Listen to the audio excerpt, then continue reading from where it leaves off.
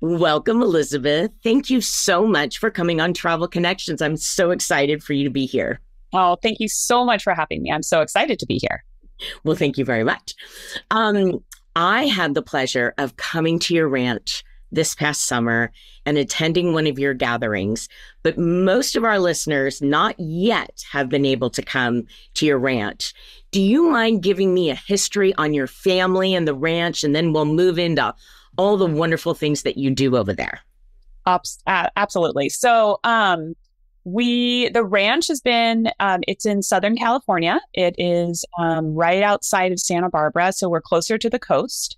The ranch has been in my family since 1837.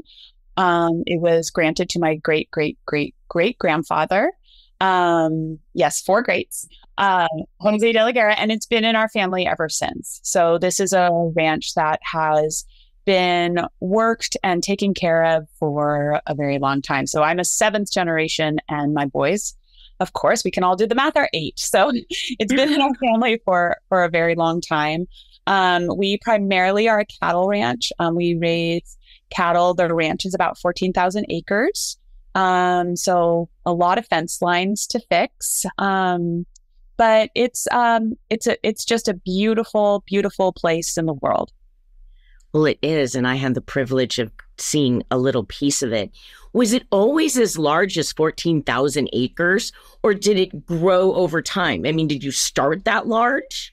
It was actually larger. Wow.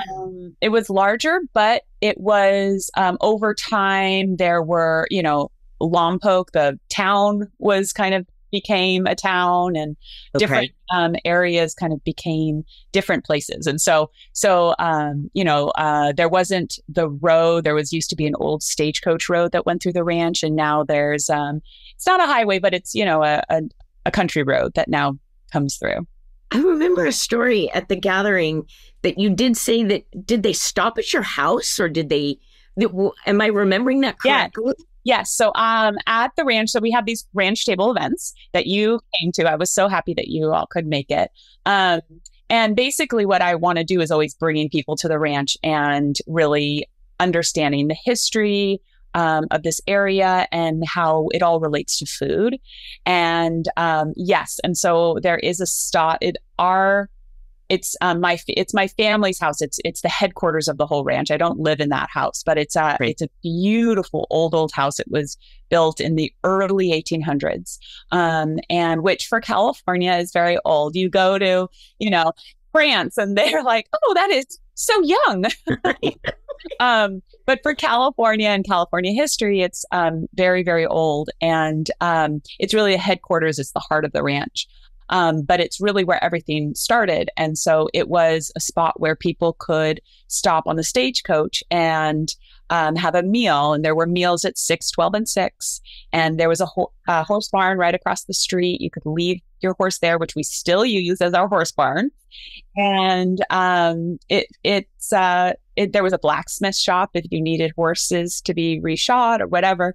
And then you could have a meal. So it has a long history. The ranch has a long history of feeding people, bringing people together, which is something that I really cherish. Well, and that leads me to my next question. So you wear a lot of hats, no pun intended. You really do. Yeah. You work on the ranch. You have a television show. You wrote a cookbook. You're a mom. You're a wife. You're a mother. You do a lot. Can we start with the ranch table? Yes. Television show? How did this come about? It's so cool. I love it so much. Oh, it's been such a roller coaster of exciting things. It's been so much fun. I started doing these ranch table events. Well, okay. I mean, honestly, even farther back than that, I moved back to the ranch. I was born and raised on the ranch. And I was, I really lived all I have many, many, many memories of, running around. I was the girl with like cowboy boots and tutus. And I read that in your book. Yeah, oh my gosh. That was me. Yeah. And then I went away for school. I went away to college, and then I lived in New York for a while. And I really just wanted to kind of learn about the world and Right. go away for a while. And then the ranch was always drawing me back. And so I came back to the ranch gosh, it was now long time ago, but I came back to the ranch and I've always been very interested in food and bringing food to growing food and raising food and then bringing it to people. And so Right. I started raising my family raises cattle, but then I started raising beef and then going to farmers markets. So I did that for about 16 years. And then what a lot of people, I really found, I learned so much at these farmers markets about food and about where is food coming from and how food is grown and how to cook all this amazing food. Because I always believe you always want to ask the farmers at farmers markets, like, how do you cook it? Because that's correct. They're growing it because they love it. Correct. To cook it. So I was doing that. And then, but a lot of my customers we want to come to the ranch. We want to come to the ranch. We want to learn. We want to see. And I thought, instead of just coming to the ranch and having a tour, I wanted people to come to the ranch, be able to see how agriculture really works on these family ranches. And then, of course, have a delicious meal at the end. So I started doing these ranch table events. The first one I did was super, super small. I did it with my friend, next door neighbor. We did we picked strawberries and we made strawberry jam and, like 15 people came and it was just really sweet. And I just felt immediately this connection that people could have this connection to food. So that's grown. Right. Are you kidding me? Yes, yeah, it's grown. It's grown a ton, and people are coming now from all over the country and the world, really, to come to these events. And they're just lovely. I have always found that every single one is different. Every single one has just a feel, and usually has to do with what the weather's like, what's happening in that time of the year, what the season is. But it's been really lovely, and being able to have people from all over kind of enjoy and understand agriculture. So you also learned from your mother how to cook. I'm certain of that because her thumbprint is all over everything that you do. It's so lovely. I had mentioned to you in an email that I loved that our menu from dinner was written in her hand. God, it chokes me up. I just thought it was such a lovely touch. And I connected with you on so many levels because I feel the same way about my family and my traditions. And it just brings me so much joy to cook for others. And you could tell, you were having a ball connecting with people and talking with you. And they love you, by the way. It's just so natural. What you're doing seems to me, of course you should be doing it, but I think you've been doing it a lot longer than this farm to table movement. I feel like you were ahead of your time. Yeah, I definitely, I started being involved in food a long, long time ago. And I think it's just really because I was raised this way. My parents are ranchers, but we're very social. And my parents always had people over for dinner. Okay. I felt like one of the first jobs that I had was, learning how to set a table and bringing people together. That's a job that now my boys are learning. It's just these, important lessons and bringing people together. And there was never a kids table. There's always everybody are thrown into the same table. And I just think it's a great way to bring people together. And I think that, things are just having a meal together is something that is, it's just so lovely. I feel there's something deeper than just the food. It's than just the food. There's something deeper. And I love that you said you love your family traditions. That's my hope, is that everybody can have that. Well, it's true. And I felt like a sense of community, even though we were all from different communities, we were from different states, we were from different locations, all different ways of life. And you were hearing there's cross conversations between people. Oh, and So often when you attend a meal like this, you really do have a commonality. You love food, you love people. So there is a common thread. Perhaps it's travel, because everyone pretty much had to travel. You're not exactly next to, next to an airport, Yes. It is worth every single mile. It's not really that far. I shouldn't say it like Yeah. that. But I think getting out of the city is part of the benefit of going there. And then you had us, what did we get to see? We saw they were shoeing the horses, and then we did some branding, and we walked through your gardens, and it was just, I don't know, it was just such a departure from my regular suburban life. Yeah. I just can't believe that you get up in the morning and you get on a horse and you fix fences and you cook things and look pretty in a dress. And how do you do all those things? Well, I don't get to ride a horse every day. Oh, you don't? Okay. I wish I got to ride a horse every day. That would be the romantic version of my life. Right. But I do ride. And one of the things that I have always loved about a life as a rancher is that every single day is different. Every single day, every single day, every single season. Even if it's this, it's a different type of summer, we're going to have a different sort of a fall, and we're constantly changing and really watching the weather and watching seasons. And so, I do love it. I think it is something that you have to love, like many things. And I feel really lucky that I don't sit down. I'm not still for very much. I don't think so. Life. That is true. But I do love a pretty dress too. So I'm either wearing my jeans and my boots or my dress and my boots. There you go. There you go.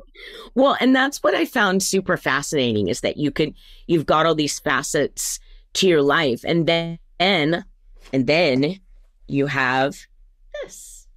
Yes. It is so beautiful. Oh. I want to read one little sentence at the bottom that really struck me this morning. And it says, "The ranch table is an invitation to explore a unique California way of life and enjoy delicious, hearty, seasonal meals with family and friends." Well done, you.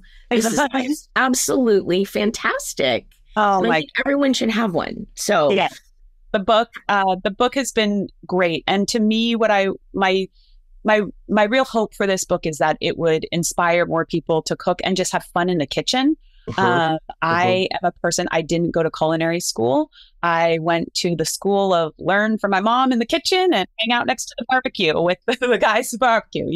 It's great. That's what I learned. And so I want it to be fun and easy and simple, and that food can really be simple and fun and delicious and fresh and all the things that you want. You don't need, and good Lord, nothing has to be perfect. Yes. So exactly. I find that is what I wanted. I really wanted to show that, as well as, really a year on the ranch and what that is like and what sort of foods we do eat throughout the entire year. But at the same time, simple food.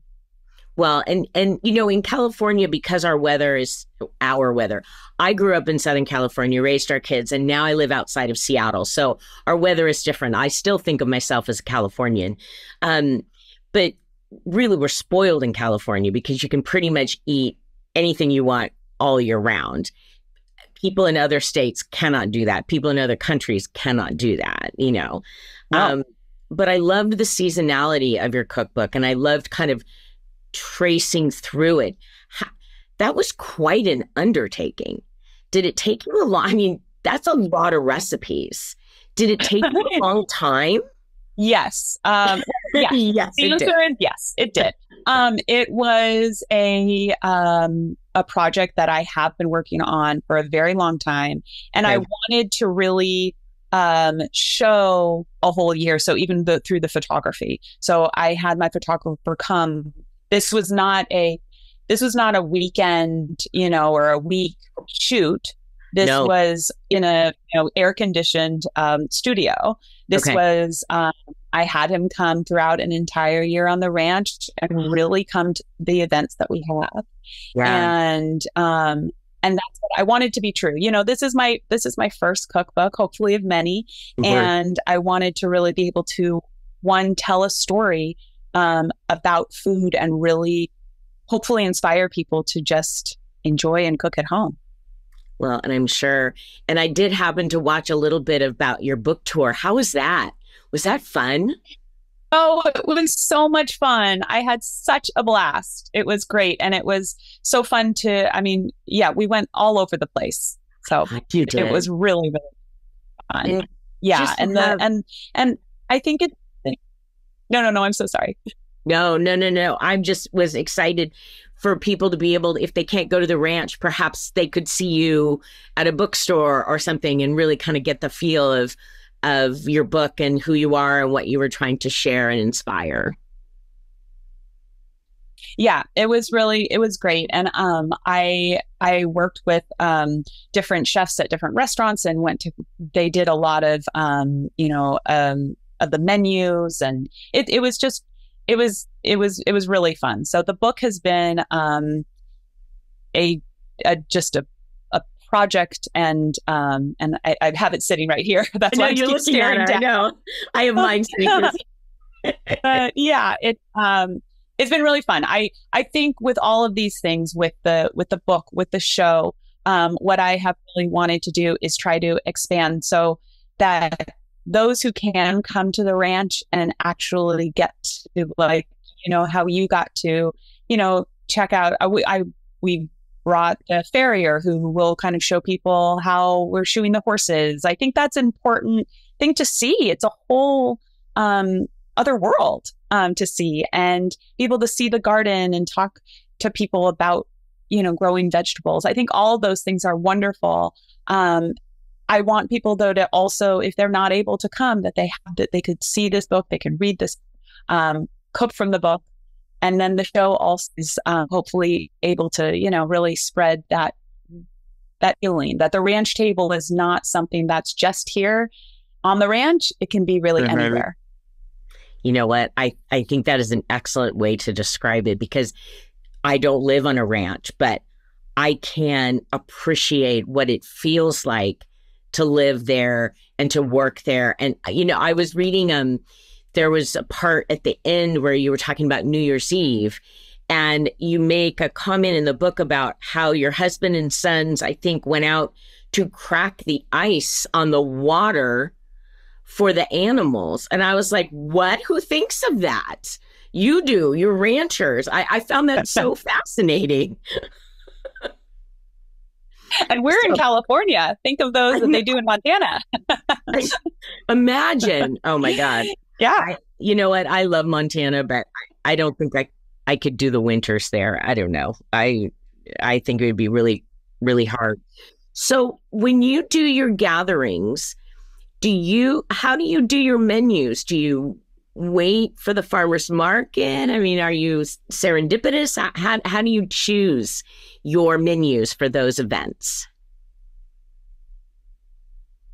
Well, it's one of the reasons why I love to have my mom write out the menu the day before, because Wow. I really decide that week. Yeah. We really decide the menu on what is ready, what's ready. Okay. I mean, it's one of the reasons why when people come to the ranch, a lot of times they don't know what they're going to be eating. It's really going to be what is going to be in season, and I want to get the best that there is. So if apricots are in season, and usually that's a very short season. Like, I am picking those apricots and they are somehow getting onto the menu. So it's very focused on season. Well, that's how I felt. We had for dessert, we had chicken. It was fantastic. I bought your seasoning. I want to talk about your store too, because that seasoning, I don't know, it's magic in that bottle. It is. I made the most amazing roast chicken with your seasoning. But we had angel food cake. strawberries, and it was divine. And that, can you describe the tree? Can you describe that location? Because that was a spectacular tree, and then vines and flowers. Oh my goodness.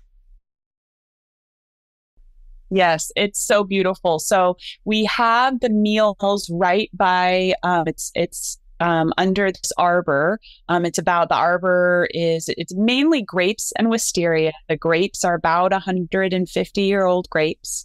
And we have a big barbecue going, and I love to do things that are traditional also from around here. So we do a big Santa Maria style grill. I mean, the grill is massive.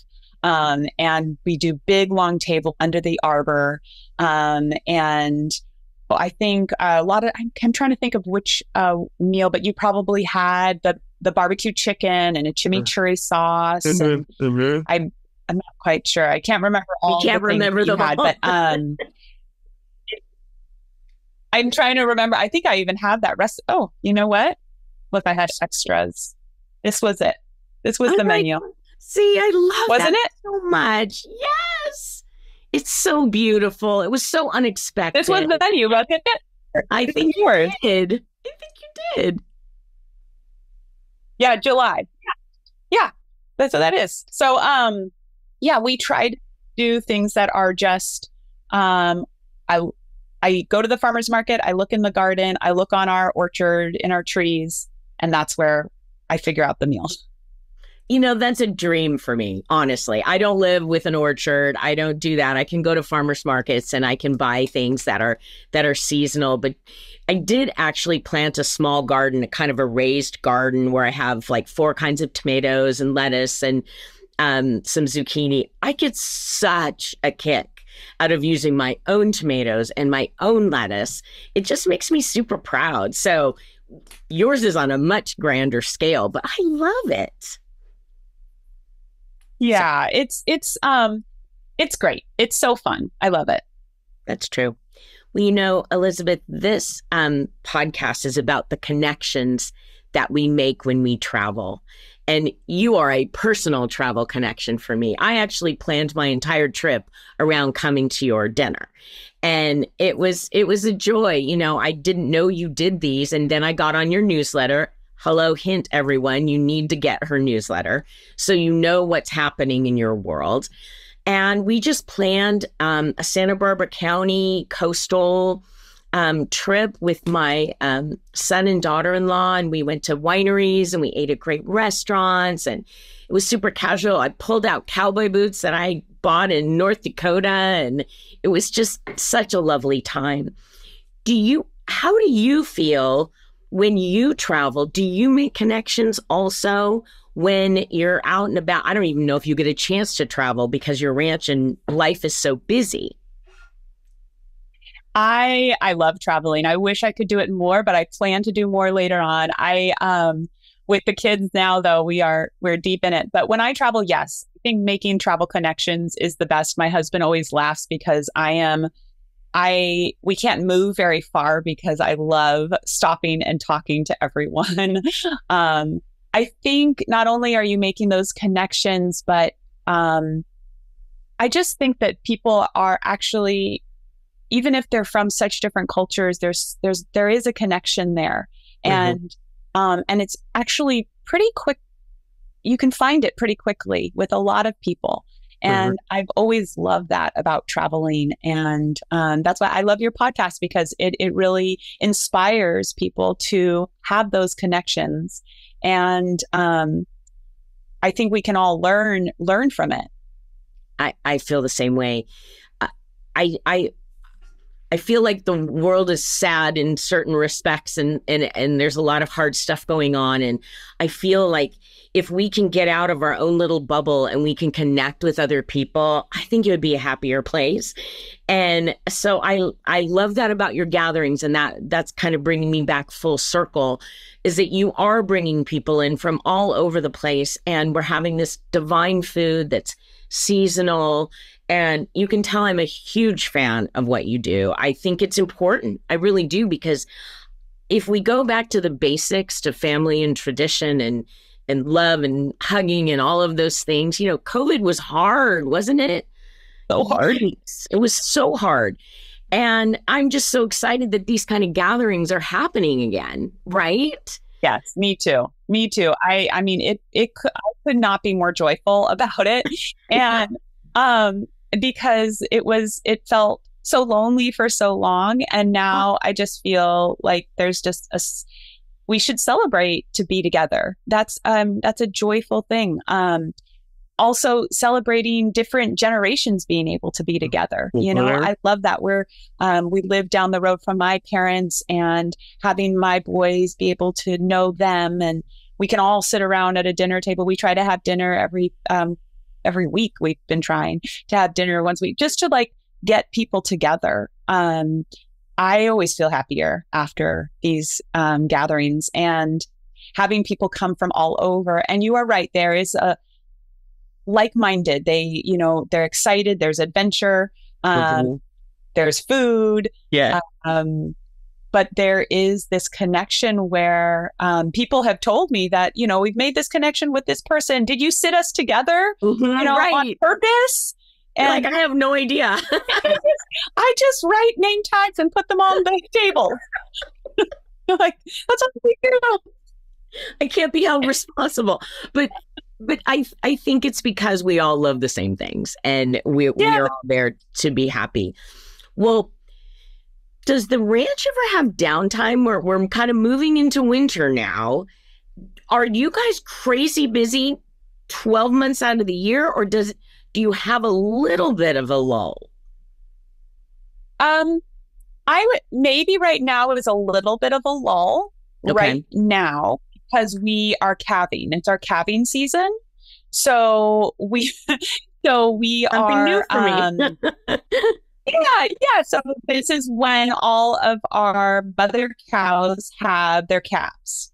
Really? And we go through probably, December. And then so it's not as we're not moving cattle during this time because they're all in their pastures. But then I guess it's not really downtime because we also are now working on big projects. We have fencing projects that are getting done, water projects that are getting done, more infrastructure. We're putting on a new roof, like all of these different things. But painting the barn, like I could go on and on about the things we're doing. But this is, I guess I would call this a little downtime, but still tons to do. And so we didn't really talk too much about the television show. How did you know what to do? You're such a natural. Are you enjoying it? Was this a labor of love? Tell me about it. Oh, it's been so much fun. To be honest, it's this creative side that I have always loved. And I really wanted to be able to show people what real ranch life is really like, and how it is all connected to food. And that was always my hope. And, Magnolia has, run with it. It's called Ranch to Table. And it really has a lot of food and a lot of what ranch life is all about. And it's been so much fun to do. And I get this other side of me. It's my creative side and fun side that I love. Right. Well, congratulations. It's awesome. And I did mention earlier, you do have a store at the ranch, and I'll show you what I bought. I bought the honey, this bottle. Oh, I love this bottle. Oh my gosh. So gorgeous. And then this is the seasoning that I bought that I made my roast chicken with. But you have lots of things. So that's on your website, right? Yeah, we have a store right on the website. And so that goes on throughout the year. And then we have the store open throughout our events. But yeah, it's what I've tried to do is all the things that I love in the kitchen, and things that I love on the ranch. Well, I thank you for doing that. Is there anything new that we didn't touch on, or everything is kind of status quo with you? Are any other projects that you wanted to mention? I think we're just moving forward and kind of getting prepared for 2025, our season for ranch table events on 2025. So Okay.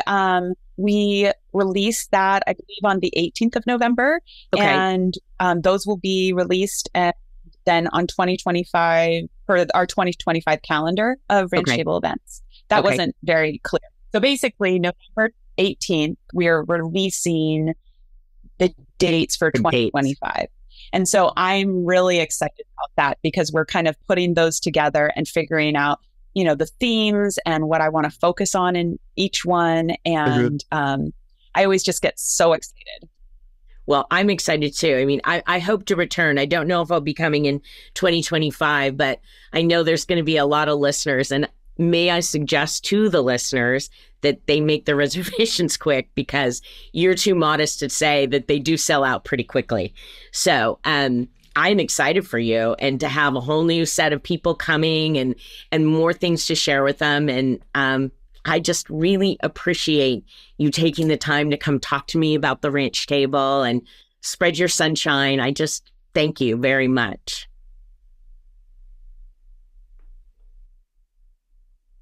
Oh, thank you so much for having me. And it was such a delight to have you and your family.